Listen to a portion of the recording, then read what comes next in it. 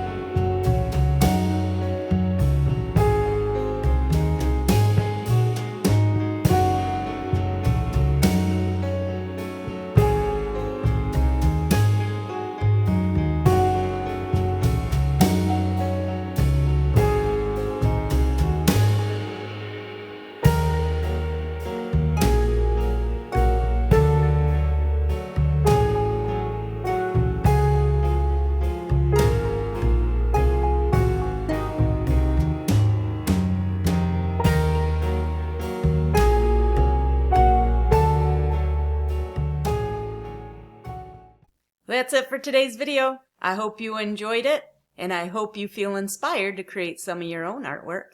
If you did enjoy the video, please hit that like button, and also check out the description box. There's some information in there, as well as a link to one of my freebies for artist trading cards. And also leave a comment and let me know what you think about this style of video. Do you like the time lapse, or do you prefer the full tutorial where I explain what I'm doing as I go? I'd love to hear from you, and I will see you next time. Bye!